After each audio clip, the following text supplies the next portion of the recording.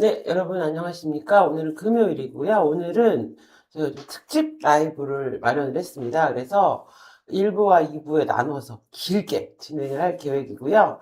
1부에는 민경호 대표님이 지금 현재 국제정치 또 국내 정치를 포함한 현안을 중심으로 방송을 진행을 해주시고요. 2부에는 또 이 국제정치 중에서도 특히 지금 현재 미네소타주에서 일어나고 있는 그 살인사건 이후에 살인사건이라고 봐야 되겠죠? 미네소타주 사태 이후에 벌어지고 있는 그 미국의 현재 그 상황과 왜 이런 일이 벌어졌는지에 대한 좀 심층 분석을 중심으로 2부에서 6시부터는 이종구 시장님과 진행하도록 하겠습니다. 민경호 소장님 인사해주세요. 네, 안녕하세요. 민영입니다. 네, 긴 거 좋다 그러시네요. 그렇죠, 여러분. 네. 우리 한가 하잖아요. 네. 네, 첫 번째 얘기부터 좀 해주시죠. 첫 번째 제가 준비한 얘기는 기후위기인데요.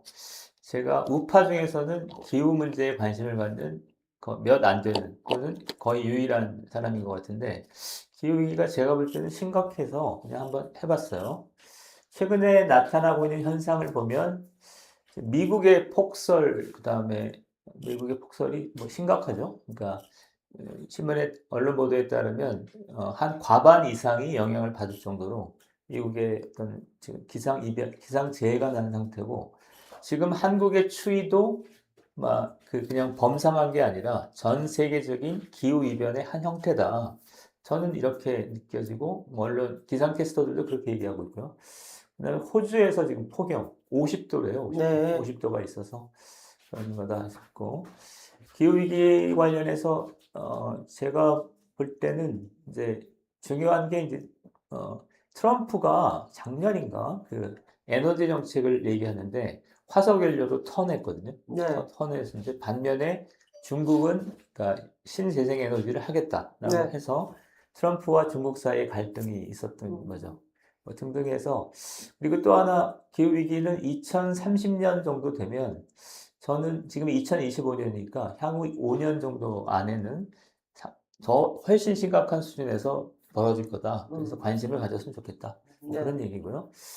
정치적이고 그러니까 사회, 기후 위기는 관심을 갖자. 솔직히 얘기하면 늦었다. 예. 그러니까 네. 늦었으니 어떻게? 아니 그냥 관심을 갖는 것 네, 자체가 임팩트가 있는 네네. 대응이죠. 네, 그러니까 알겠습니다. 세상에 이렇게 무관심한 건 있기 어렵죠. 그 다음에 최근에 문제가 됐던 건 AI 쇼크인데요. 앨런 머스크의 주장과 어제 이제 제프리 힌튼 저기 AI의 어떤 네. 아버지 제프리 힌튼 교수의 얘기를 들었는데 기술적 특이점이 올 거다. 그래서 집중적으로 지금 노동 수요, 로봇과 노동 수요 사이에 갈등이 있는데 네. 대표적으로 현대자동차 네. 아틀라스 갖고 지금 애틀란타스. 뭐예요? 아틀란티스요? 네. 문과 3대장. 문과는 이제 변호사, 세무사, 회계사인가요? 네. 이렇게 되고. 네, 그 다음에 앨런 머스크가 의사보다 수술을 잘할 거다. 네. 이게 지금 미국은 막 이미 현실로 되고 있고, 한국에서도 지금 이렇게 서서히 현실로 근데 이미 다빈치 로봇이 들어온 게 한 20년 정도 됐거든요. 네, 네. 그리고 로봇 수술은 전 세계에서 한국이 제일 잘해요.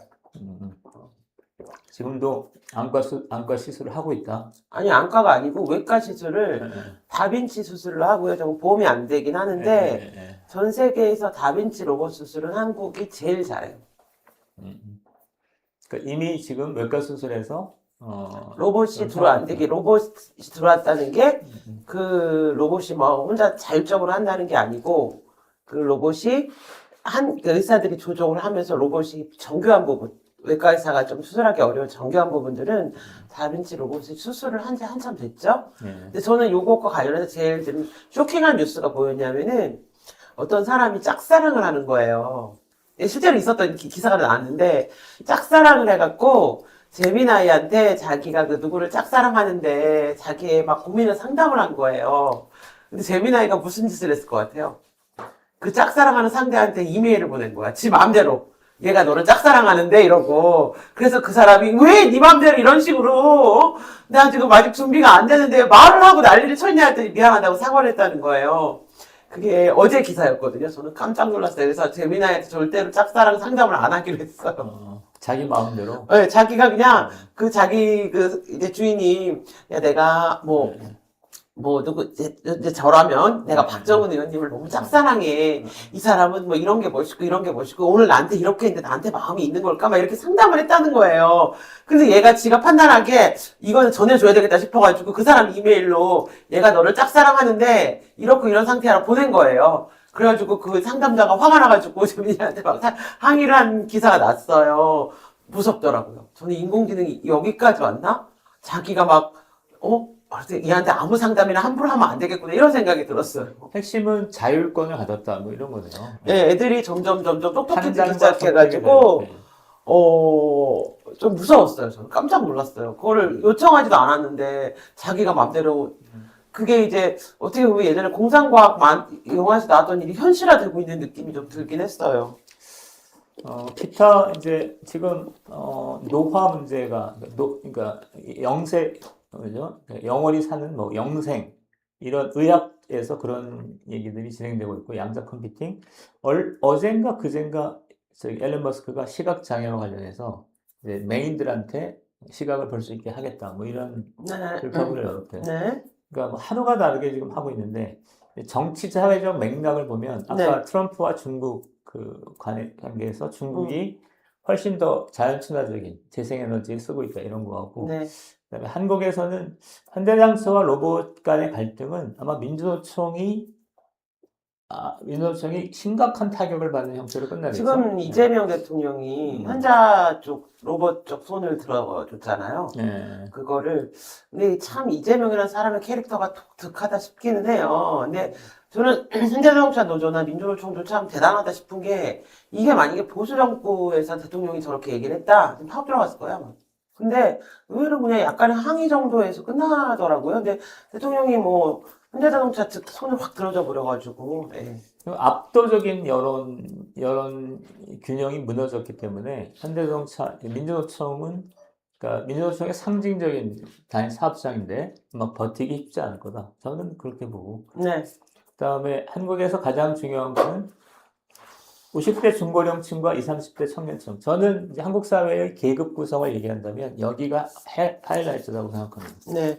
그러니까 50대 중고령층이 AI를 차용해서 그러니까 생산성을 그러니까 자기가 해야 했던 그 어떤 가벼운 노동들은 그 AI에 맡기면서 생산성을 극적으로 끌어올리고 이거에 기초해서 고소득을 올리는 반면에 20, 30대 청년층들은 고용시장에 진입하지 못하는 정말 저 갈등이 가장 중요한 갈등 중에 하나가 아닐까 싶고요. 그래서 그리고 20, 30대가 거기에서 밀려나면서 이제 자산 시장에서도 밀려나고 그다음에 주식이나 부동산에서 투기적 거래를 하는 이렇게까지 갔나? 네. 마이크가 되나요? 마이크 되나요, 지금? 되나요? 네. 그다음에 60, 70대 분화는 제가 볼 때는 이제 노화 같은 건데, 그러니까 근데 지금 특이한 현상은 60대와 70대를 묶을 수가 없어요. 여론조사에서. 60대와 70대가 분화됐어요. 70대는 산업화 세대고요. 60대는 민주화 세대로 386개 나이를 먹어버리면서 5, 60대가 하나로 묶이고요. 7, 80대가 묶여서 60대와 70대가 분화돼 버렸어요. 네. 그러니까 50대 중년층이 이제 나이를 60대, 60대 후반으로 가면서 분화가 되는데 그게 경제적, 정치적 분화가 아니라 생물학적 분화다. 이런 얘기를 하고 싶었던 거죠. 문명 뭐 이렇게 넘기고요. 그 다음에 국제정치.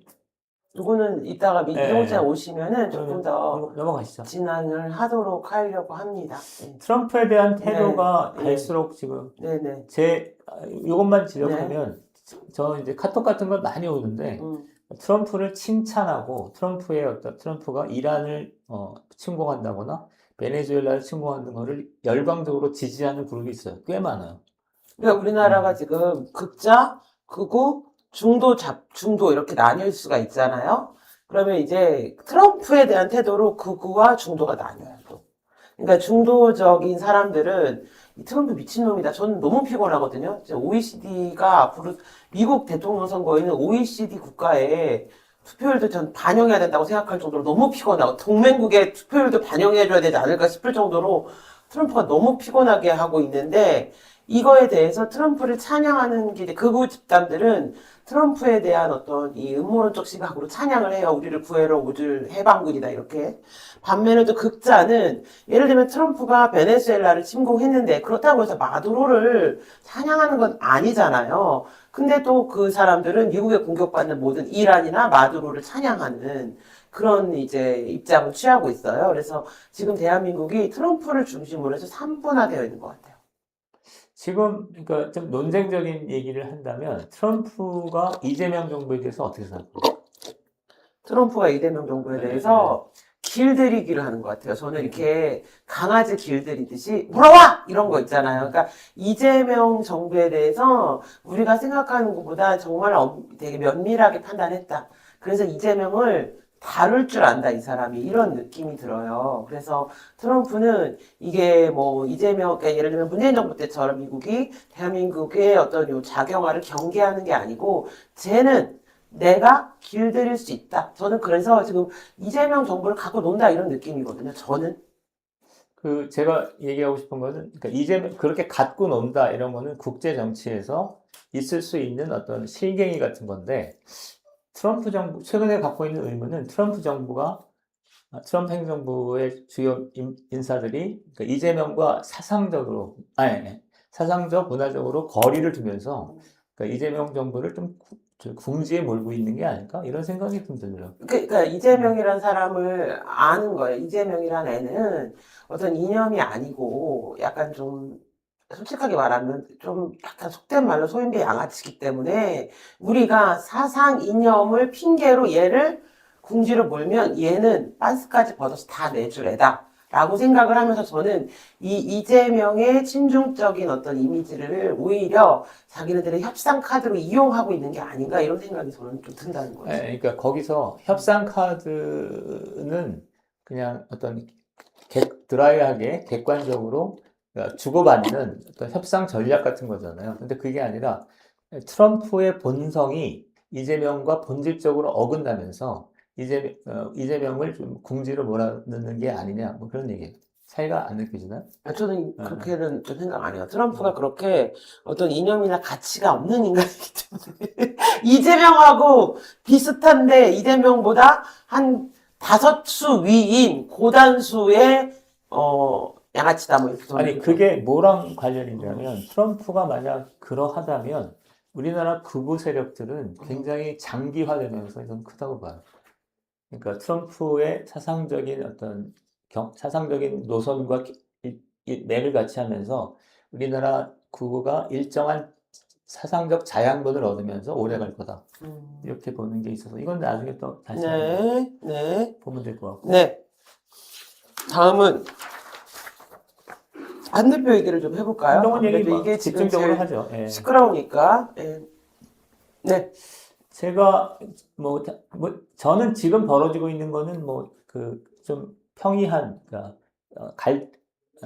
평이하다고 생각하는데 좀 새삼스러운 거는 그러니까 그 한동훈을 중심으로 한 중도파와 그다음에 극우파가 좀 두 개의 아주 다른 집단이 아니었을까 이런 생각이 저도 그런 들고 생각이 들어요. 그다음에 그 한동훈 계열은 김영삼을 뿌리로 하는 이를테면 민주화 이후에 민주화 이후에 중산층의 한 흐름이고 그다음에 반대로 극우파들은 박근혜를 정점으로 한 민주화 이전의 고령 세대였다 이런 생각이 하면 이를테면 그러니까 이런 게 아니다. 지금 싸우는 거는 하나의 국힘 정당에서 네가 오르니 내가 오르니 하고 그다음에 그런 게 아니라 원래부터 이제 뿌리로부터 다른 두 집단이 분화되는 과정에 있다라고 생각을 하게 됐어요. 그러니까 좀 얘기를 하시죠. 뭘요? 아니, 그게 아니라, 말씀하세요. 예. 네. 그래서 그러니까 최근에 하여튼 한동훈 대표가 김영삼 얘기를 하는 건 매우 의미심장한 것 근데 같고요. 제가 이 점에서 놀라운 게, 우리가 예전에 이제 보수단체, 시민단체를 이제 처음 하게 되면서, 그전에는 이제 저는 좌파에서 정치 무관심층, 정치 무관여층이었단 말이에요. 근데 민경호 대표님이 갑자기 조국 집회에 나가가지고 이제 떠버리시면서 보수 시민단체와 함께 하게 되면서 제가 좀 도와주다가 저도 이렇게 얼결 이렇게 흘러오면서 제 인생이 이렇게 돼버리니까 책임지셔야 되는데 그거보다 그럴 때 이제 제가 그때 되게 뚜렷하게 기억하는 게 그때가 이제 한 몇 년, 3년, 2, 3년 전이었던 것 같은데 그 보수 시민단체에 있던 사람들은 다 김영삼 나쁜 새끼다. 이 새끼가 보수를 다 망쳤다. 이런 평가를 했었는데 민경호 대표님은 김영삼의 삼당합당을 저렇게 평가하면 안 된다. 김영삼이 어떻게 보면 진짜 보수다. 이 보수에서 다시 역사에서 다시 평가해야 할 위대한 대통령이라고 얘기를 하셨었어요. 기억나시죠? 그걸로 부딪혔었어요. 근데 그 이후에 하도 이제 김영삼 얘기만 하면은 뭐 유튜브고 뭐 보수들이 난리를 치고 우리 보고 좌파라 그러니까 우리가 사실 입을 좀 닫고 있었는데 한 대표가 이번에 김영삼 대통령에 대한 평가를 다시 쫙 하면서 김영삼 대통령에 대한 재평가가 이루어진 거예요. 그러면서 제가 깜짝 놀란 거예요. 한동훈, 민경호가 결이 같아? 이런 느낌이 들었거든요. 근데 그때 김영삼 대통령을 다시 그렇게 봐야 한다고 평가했던 이유가 뭐예요? 그래야만, 그러니까 결론적으로 얘기하면 민주화의 주류를 누구로 볼 것인가죠. 지금 우리는 민주화의 주류를 김대중, 노무현 이렇게 보잖아요. 네네. 그리고 그것이기 때문에 87년 유관항쟁 때 6.29 선언은 그야말로 속이고 선언이고 그러니까 시민에 의해서 네. 불복한 거고 이후에 급진적인 민주화가 있어야 된다라는 노선이죠. 네. 이게 김대중 그 노무현의 노선인데 그렇지 않고 이를테면 6.29 선언이나 이런 것도 정치적 타협, 네. 삼당합당도 정치적 타협이라면 그러니까 민주주의 직선제 이후에 그러니까 정치적 타협의 기초에서 새로운 민주화의 길을 개척했던 역사. 그게 김영삼과 이명박 계열이죠. 그러니까 현대민주주의의 어떤 탄생이라고 볼 수도 있는 거네요. 6.29 선언이나 그런 것들이 우리나라가 그전에는 여야 간의 정치적인 어떤 합의와 타협이라는 게 없었는데 김영삼 대통령 때 이르러서야 드디어 이제 현대 정당민주주의 같은 형태가 만들어졌다 이렇게 봐야 되겠네요. 그렇죠. 그전에는 민주주의라고 해봐야 뭐 독재, 투쟁 뭐 이런 거였잖아요. 반유신 투쟁. 그런데 그 87년 유관항쟁 얼음에서 여야 간의 정치적 타협을 하고 정당 민주주의를 실행하고 이런 것들이 현대화된 형태로 나타났다라는 거죠. 그리고 이렇게 설명해야만 뭐가 설명된다고 보냐면 지난번에 얘기했던 한동훈 빠들, 그러니까 교육받은 중산층의 어떤 아줌마들 여기하고 한동훈 세력도 이제 90년대 초반에 대학을 다녔던 사람들이잖아요. 이런 사람들이 민주화의 성과의 뒤를 이어서 새롭게 이제 정치적 전면에 나선다. 뭐 이렇게 볼 수 있는 거죠. 근데 제가 볼 때 이제 이게 그러니까 80년대 586 세대들 지금 686 됐잖아요. 이 세대와 또 70년대생들이 있단 말이에요. 근데 특히 70년대생은 딱 양분되거든요. 70년대 초반생까지는 거리에서 인생을 이제 386 가방못지로 산 아이들과 이제 국제화 흐름을 타고 이제 김영삼 대통령의 또 그 가장 중요한 기치가 세계화였거든요.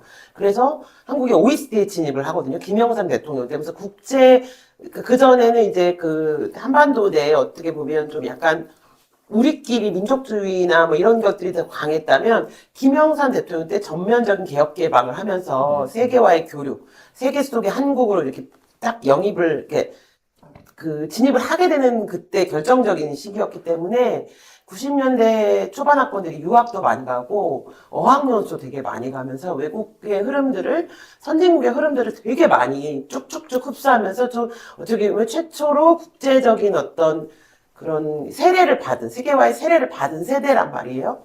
그래서 이게 양분된단 말이에요. 그러면서 세계화의 흐름을 타고 국제질서에 편승해서 엘리트로 큰 집단과 저처럼 우리 아버지 표현으로는 사회의 어둡고 침침한 이면으로 기어 들어가면서 그 386의 어떤 그 후회로 산 이 흐름이 나눠진다면 저는 지금 민주당을 지지하는 저 개딸들이 된 그분들은 저처럼 이렇게 음침하게 당시에 철진한 민주화를 부르짖으며 민주화 막차를 탄 세대가 지금 민주당을 지지한다면 한동훈 대표를 지지하는 세대들의 특징은 그 당시에 이제 90년대 초반에 세계화의 흐름을 타고 그 선진국 대열에 하면서 이렇게 사회 엘리트로 컸던 세계화의 세례를 받은 엘리트들, 이 엘리트, 한국 최초의 어떻게 보면 국제적인 엘리트 집단들인 게 아닌가 싶거든요. 예, 그렇게 보시나요? 그렇게 보는 겁니다. 음, 그러니까 김영삼 대통령이 세계화 이런 주장을 했던 것도 그러니까 그 당연한 거죠. 그때 이제 강수철 교수가 예, 세계화의 덫, 뭐 이런 거 써가지고 예, 세계화하면 망한다. 그래서 세계화를 되게 반대했던 음. 그런 흐름이 있었잖아요. 어. 그래서 좀 얘기를 진짜시키면 실천적으로 이게 이런 게 어떤 문제를 낳을 거냐 해서 그러니까 두 개의 다른 집단으로 보면 지금 박근혜를 정점으로 한 민주화 이전의 고령 세대가 네. 보수 세력의 뿌리예요. 음, 훨씬 더 역사가 깊고 음, 그다음에 대중운동의 어떤 흐름도 만들어냈기 만들. 때문에 지금 한동훈 세력은 역사도 짧고 청소한 세력이다 이렇게 볼 필요가 있고 그러니까 그러니까 근데 이제 그런 게 있잖아요.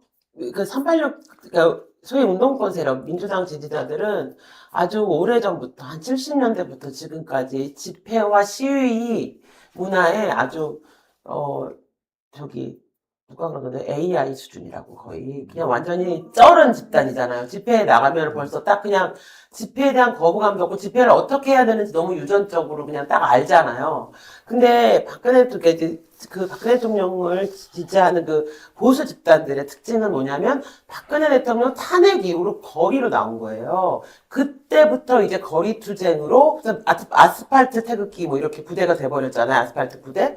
그때부터 훈련된 집단이라면 한동훈 대표를 지지하는 집단은 사실 이제 처음 거리라는 것을 집회, 시위, 그리고 결속, 단결, 조직 이런 것들을 경험해보는 초입 단계에 있다고 봐야 되는 거 아닐까요? 그렇죠. 그러니까 지난주 토요일이 아마 그 정치 집회로서는 처음인 것 같아요. 그 전에도 있었지만 내가 너무 웃긴 게 보세요. 이 플랜카드 여기 보시면 한동훈 징계 철회하라 이렇게 있잖아요. 저렇게는 플랜카드를 피켓을 만들면 안 돼요. 왜냐하면 한동훈 징계까지만 보여. 그러니까 한동훈 징계하라가 되잖아요.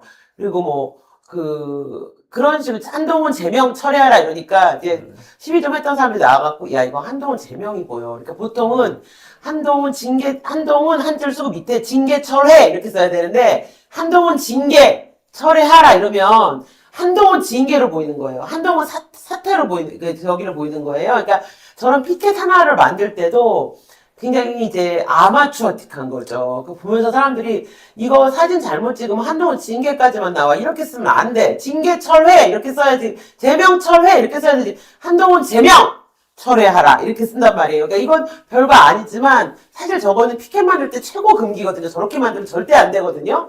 근데 저는 그냥 이것도 어떻게 보면 이 집단이 발전해 가는 단계고 앞으로 이 사람들이 국민들을 설득해 가야 되는 거기 때문에 설득하는 과정 속에서 겪어야 할 시행착오다 하고 그냥 웃고 넘어갔어요. 근데 그런 것들을 보면 굉장히 아마추어인 거죠. 근데 또 저는 그 맛이 있는 것 같아요. 그래서 오히려 시위꾼 같지 않은 것이 주는 신선함?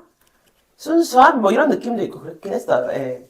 그러니까 뭐 그런데 철저히 지금은 역관계의 관점에서 본다면 그러니까 내가 첫 번째 얘기하고 싶은 거는 그러니까 저기 박근혜를 정점으로 한 일련의 보수 고령 세대의 움직임이 역사와 뿌리를 오랜 기간에 갖고 있기 때문에 쉽게 무너지지 않을 거다라는 오늘 게 고성국이 무슨 얘기를 네. 했냐면, 최소한의 피를 흘렸다. 나 피를 거의 흘리지 않았대나 뭐 하면서 민주화를 달성한 전두환을 우리 당의 롤모델로 삼아서 이 초상화를 걸어놔야 된다고 당에. 그래서 민주화에는 전두환이 했다는데요. 그거는 그 일리가 있죠. 아까 김영삼을 평가하는 거랑 같은 맥락이죠. 6.19 선언 때 6.19 지금 이란이 약간 근데 그러면 이제 80년 광주가 예. 역사에서 사라지는 거예요. 그러니까 유혈 사태 없이 민주화를 이룩한 전두환이라고 그랬어요. 그건 광주에 대한 전면 부정이거든요. 광주는 북한군 개입이라는 얘기를 사실을 돌려서 이거는 북한군 개입한 소위 말해 북한이 지시한 이렇게 하면서 광주의 민주화 운동이라는 거를 지우겠다 이런 뜻이거든요. 그거는 이제 너무 논란이 많아서 난 감당을 못 하겠네. 그러니까요. 예. 감당을 할 수가 없는 수도. 그리고 이제 오늘 그래서 고성국이 제안한 거는 전두환하고 윤석열을 우리 그러니까 국민의힘 당사에 이렇게 사진을 걸어가지고 기리자는 거예요. 우리의 정신적인 멘토로 삼자는 거예요. 근데 저는 그 전두환 얘기가 왜 나왔을까 해보면 그 한동훈 대표가 김영삼 대통령을 얘기했잖아요. 그러니까 우리는 김영삼 대통령이 대한민국 민주화에 있어서 굉장히 중요한 대통령이라고 보는 거잖아요. 그거를 부정하고 싶은 거예요. 얘는 좌파고 민주화는 전두환이 한 거야. 이렇게 하면서 김영삼 대통령의 그리고 또 이제 김영삼 대통령을 탄압한 사람이 전두환 대통령이잖아요. 그러면서 오늘은 전두환을 들고 나왔어요. 그래서 제가 보면서 이제 하다 이제 끝까지 가는구나. 그러니까 양쪽 극단, 극자, 극우가 다 서로 간에 역사 왜곡 있잖아요. 여기 정말 심각한 수준으로 봐요. 아니, 그 흥미있는 얘기지. 그러니까 이를테면 현대 민주주의, 그러니까 현 상황에서 유력한 정치인을 누구로 볼 것인가는 그 사람들의 생각을 반영하니까 한쪽은 김영삼이고 한쪽은 윤석열을 지지한다고 하면 윤석열의 역사적 맥락에서 윤석열과 비슷한 인간이 사실 전두환이니까 구테타하고 뭐 개혁하는 거니까. 쿠데타가 우리 당의 정신이구나. 국민의힘의 정신은 쿠데타구나. 그거는 내란 정신. 그거는 민주주의의 절차성을 부정하는 거니까. 그러면 이제 국민의힘의 정신은 진짜 보수 정신은 역시 내란 정신이라고 봐야 되는 건가요? 그리고는 내가 볼 때는 현대 국면에서 저럴 때 제일 우려되는 게 10대, 20대 남자들. 네네. 그러니까 여기가 이제 두 개의 집단 중에서 민주화 이전의 고령 세대와 훨씬 친화력이 높은 친화력이 높은 흐름을 보여주고 있다는 게 참 좀 걱정되는 그런 양상. 제가 이제 20대 남자애한테 물어보니까 그 아이의 평가는 20대는 이제 대부분 다 당연히 기본적으로 반민주당이에요. 예, 근데 이제 이 아이들이 이제 혈기가 왕성하다 보니까 아무래도 이제 좀 과격한 주장에 조금 경도되는 경향이 있는데 또 그렇지 않은 아이들이 더 많죠. 왜냐하면 얘네들 정치 무관심증도 굉장히 많으니까. 그래서 이제 그렇기는 한데 욜로족 같은 애들이 워낙 많아가지고 얘네들은. 그래서 근데 아무래도 우리도 보면 20대 때 되게 과격했잖아요. 그러니까 아무래도 현실적인 것보다는 과격한 이 열받음, 특히 586 세대에 대한 분노 이런 게 굉장히 대단하더라고요. 예. 그래서 그런 게 있고, 이제 지난번에 민경호 대표님 얘기하신 것처럼 이 아이들이 느끼는 어떤 현실적인 박탈감 같은 거 있잖아요.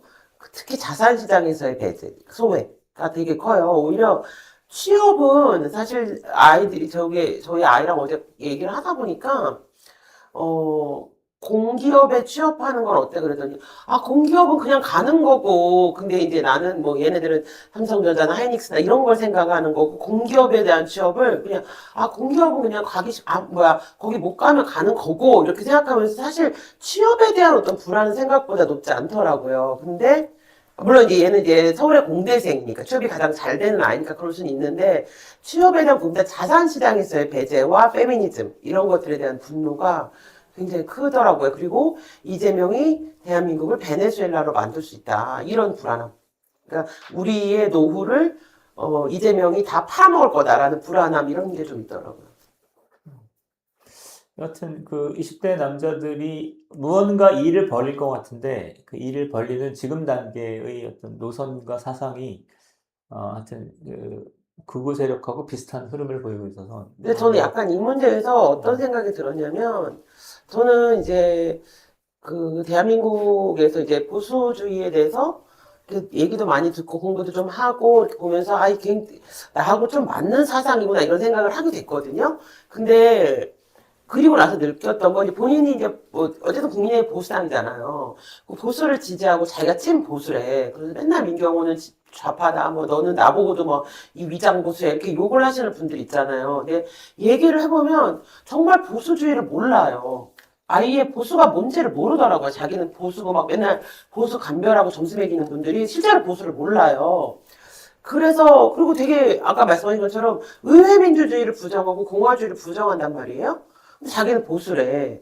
그리고 나서 느낀 건데 이게 우리나라는 이제 좌파에 대한 대항으로 어떤 보수라는 말이 사실 생긴 거지. 사실 진짜 어떤 세계사적 흐름에서 보수주의라고 하는 것이 대한민국에 있었는가에 대한 저는 고민 좀 들었어요. 사실은 보수주의라는 것이 진짜 있었나? 대한민국이 보수주의라고 말할 만한 어떤 그런 정치인이나 정치 세력이 있었나?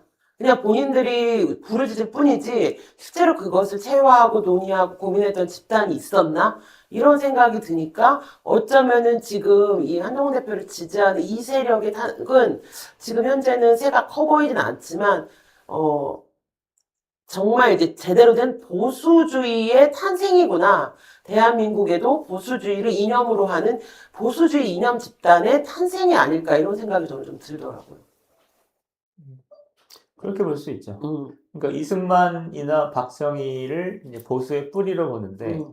그러니까 박정희는 이제 그 어쨌든 철권 통치를 네. 했으니까 그 어떤 산업화, 그러니까 민주주의가 아니라 산업화를 박정희 보수의 어떤 근간으로 보는 거고, 이승만도 결국은 뭐 한미동맹이나 뭐 그런 걸 하기 때문에 음, 보수주의라고 보기는 어렵죠. 음, 그러니까 90년대 초반에 있었던 일련의 상황에서 김대중 노무현을 중심으로 한 민주주의가 하나 음, 간 거고, 음, 그 다음에 김영삼을 중심으로 한 보수주의가 하나 간 음, 건데, 음. 이게 경합을 했던 거죠. 뭐 갖고 경합을 했냐면 민주주의 갖고 경합했다고 나는 봐요. 그렇죠. 그러니까 지금도 그런 어투가 계속 남아 있는데, 뭐 모든 권력은 국민으로부터 음, 나온다. 이게 민주주의 저기 뭐랄까 음. 진보적 해석이고, 그렇죠, 그렇죠. 그다음에 뭐 의회주의, 뭐 법치주의 이런 거는 민주주의의 어떤 보수적 흐름이니까. 음, 근데 민주주의의 보수적 흐름이 이제 세력화되지 못하고, 음. 그다음에 어떤 일원화되지 못하면서 자라나지 못했다가 요번에 진짜 보수다, 한동훈이 진짜 보수다, 저 말이 그런 참 얘기를 좋더라고요. 예. 음. 어. 그러니까 이쪽은 이를테면 이쪽은 아니고 장동영 류의 보수주의는 보수주의가 아닌 아닌 거니까. 거죠. 예. 음, 보수주의가 그래서 저는 그 이제 윤리결정문에서 김종혁 최고위원을 그 징계하면서 음, 장동혁에 대해서 국민의힘의 당대표는 당원들의 자유의지의 충합이다. 그래서 개김이 안 된다. 음, 그런데 그 다음날 이철우가 또 나와가지고 음. 장동혁은 무오류다. 오류를 범한 적이 어, 없다. 근데 이쯤 되면 수령관 아닌가요? 그렇죠. 예, 저 깜짝 놀랐어요. 히틀러, 뭐 파시즘 이런 거. 아니, 근데 우리가 배운 수령론에서 음, 수령 무오류론, 음, 그렇잖아요. 그리고 수령은 인민 대중의 자주성의 충합이다, 이렇게 배웠잖아요. 똑같은 거잖아요. 그래서 제가 저분들이 자유우파라 그러잖아요. 제가 이름을 다시 붙여줬어요. 자주우파라고.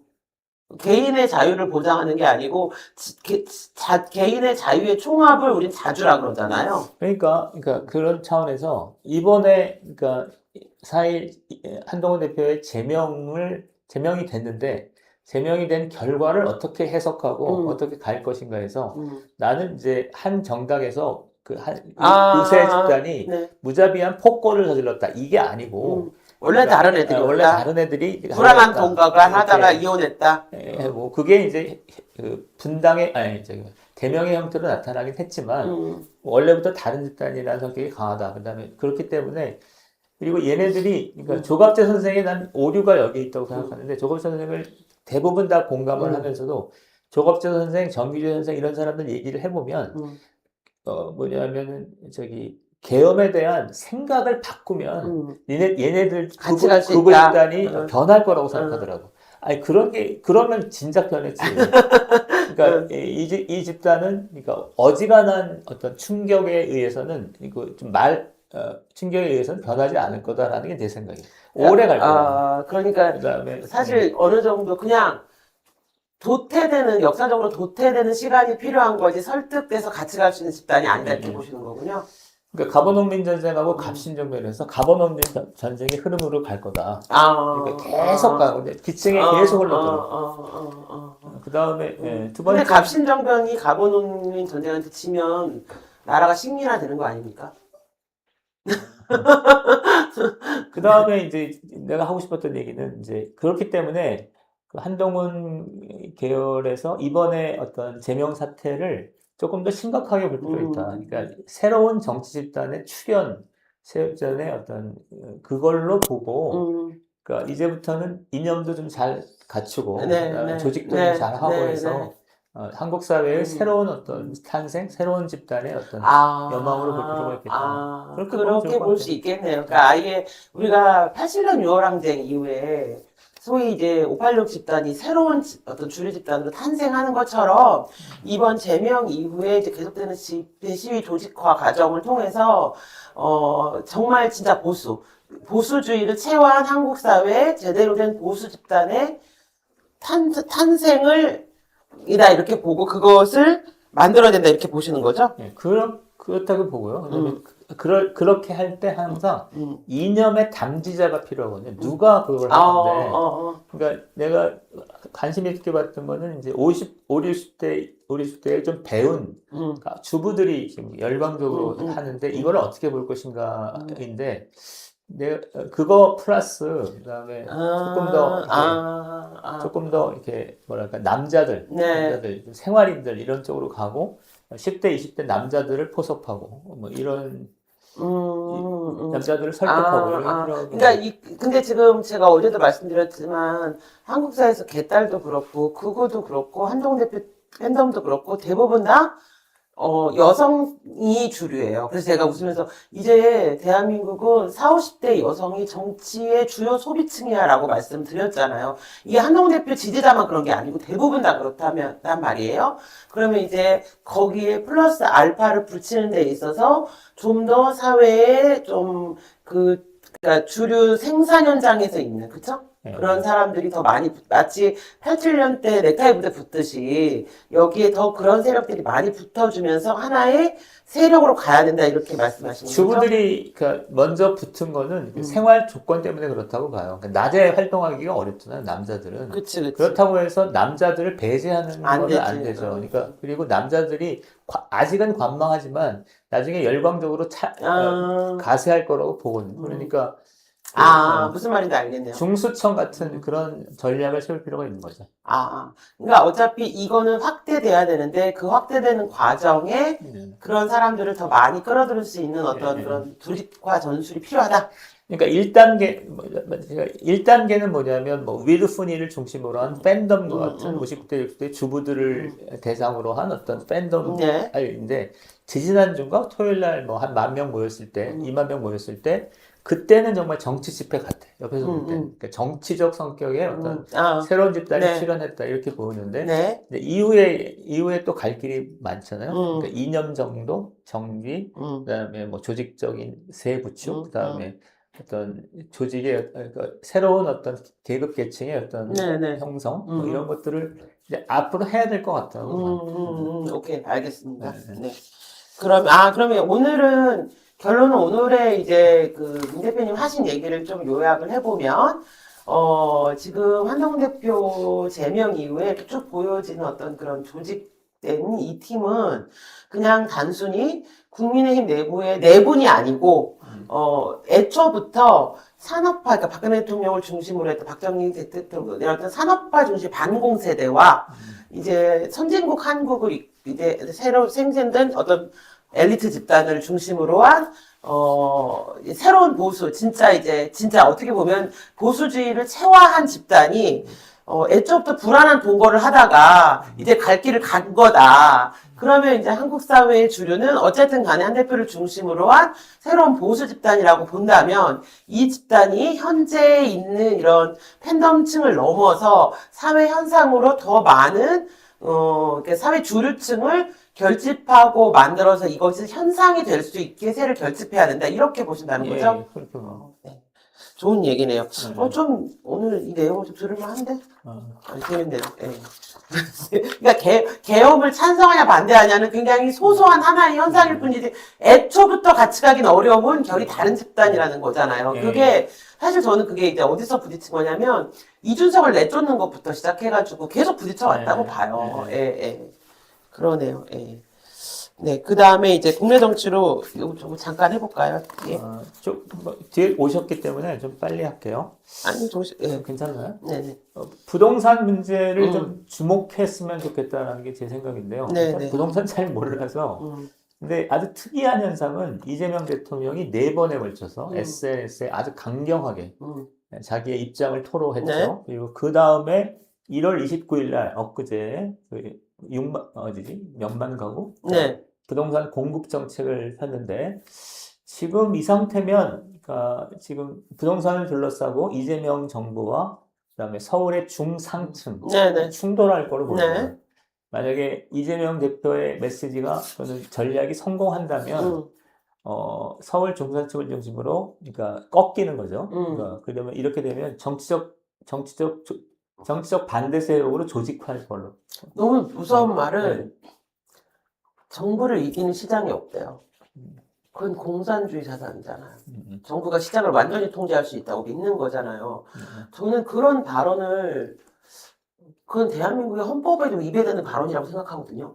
그런 얘기를 대통령이 아무렇지도 이건 사실 위헌이에요. 근데 한다는 게 너무 무섭고 이번에도 6만 원 공급과 관련해서 지방자치단체에서는 이거 불가능하다, 안 된다. 그리고 그렇게 하려면 어쨌든 기존 부재에 있는 사람들 설득해야 되잖아요, 땅 주인들을. 그게 여러 번 실패에 부딪혀서 어렵다고 얘기했는데 대통령이 법안을 지금 준비 중인데요. 지방자치단체의 허락을 뜻하지 않고 중앙정부가 마음대로 밀어붙일 수 있다. 이렇게 법안을 만들고 있고, 또 이재명이 했던 과거에 이 대장동에서 벌어졌던 일인데 토지를 강제 수용했어요. 그렇잖아요. 그러면 지금 저 6만 원 공급이라는 게, 저는 2026년, 2027년 2월에 지금 착공을 한다는 거거든요. 그러면 올해 하반기부터 토지 강제 매입을, 강제 수용을 할 것 같은 거예요. 그랬을 때 그럼 이거 어떻게 되는 거예요? 지금 그렇기 때문에 그러니까 더 큰 문제는 그러니까 이게 착공일 해봐야 2030년부터 한다는 거야. 그리고 그 2020 지금 6년이니까 6, 7, 8 이때 되는 그 부동산 공급이 아파트 없어요. 없다는 거지. 그렇게 되면 그러니까 이를테면 이게 뭐 그 어떤 정치적인 문제가 아니라 그냥 경제적이고 실제적인 문제에서 전세 수요, 그다음에 매매 수요 같은 것들을 감당하기 어렵기 때문에 완전히 난장판이 되는 상황이 되겠죠. 특히 이제 전세 임대시장 수요가 저는 문제가 될 걸로 보는데, 네. 이게 공급을 하겠다라고 얘기를 했단 말이에요. 근데 집값이 오르고 있어요. 그러면 사람들이 어떻게 하냐면 지금 매매를 유보하고 세를 들어가요. 근데 세를 살 집이 없어. 이게 지금 또 되게 큰 문제가 될 것 같아요. 예. 지금 사실은 부동산 문제의 정치적 맥락을 얘기하는 게 오늘 제가 하려고 하던 얘기인데 이런 정도 먼저 지적할 거는 이런 이재명 정부의 어떤 정책은 노무현 문재인 정부로부터 이어져 왔던 진보 정치의 뿌리 네, 사상과 네. 일치한다. 그다음에 요거를 좀 주목해 주셨으면 좋겠는데 이재명 정부와 민주당에 대한 반대 의견의 구조화다. 이게 무슨 얘기냐면 그 지금 2022년 선거나 25년 선거나 그러니까 한 5대5로 붙거든요. 결국은 네. 그러니까 5대5로 그러니까 진보도 이제 총동원하면 5고 보수도 총동원하면 5인데 여기서 가장 흥미있는 거는 그러니까 조직화된 어떤 집단이 집단적으로 반대 의견을 내는 거예요. 근데 그게 누구냐면 10대, 20대 남자애들이 그러고 있는데 지금 이 상황태가 되면 부동산 문제와 관련해서 서울의 중산층들이 그러니까 이명박 정부에 대한 반대를 이재명 정부에 대한 반대를 내걸면서 힘의 균형을 무너뜨릴 가능성이 커다라고 보여요. 그러니까 이재명 정부는 나는 지금 부동산에 비관적으로 보시는 비관적으로 거네요. 봐. 좋은 일이네요. 이재명에게 비관은 저희한테 좋은 일이죠. 마지막으로 서학개미 얘기 잠깐 하고. 서학개미도 제가 이제 요즘 바빠서 서학개미 저는 아주 흥미있게 봤습니다. 이런 데이터를. 맨 위에 보면 오른쪽 상단에 보면 미국과 한국의 주식 장기 수익률을 비교를 하면 2015년도에는 그래도 비슷했거든요. 근데 차이가 나는 게 2019년 2월 달부터 미국의 장기 수익률은 10%에 넘어가고 그다음에 한국의 장기 수익률은 6% 이렇게 되어 있잖아요. 그러니까 2020년부터 벌어진 현상이에요. 수익률이. 2020년이 뭐랑 일치하냐면 미국의 AI 어떤 드라이브랑 하는 거죠. 그 다음에 왼쪽 상단은 알파벳 뭐 쭉 나오고 그 다음에 오른쪽 하단에 보면 한국의 개인 투자자의 해외 주식 순매수 규모인데 이것도 25년, 26년, 27년에서 25년 10월 달에 3억 정도 되면서 이제 규모가 커지잖아요. 음, 그러니까 그리고 그 다음에 왼쪽 하단에 보면 국가별 미국 주식 순매수액에서 한국이 1위를 차지하는 건데 음, 이게 몇 가지를 정리하면 첫 번째는 2020년도 미국의 AI 거품에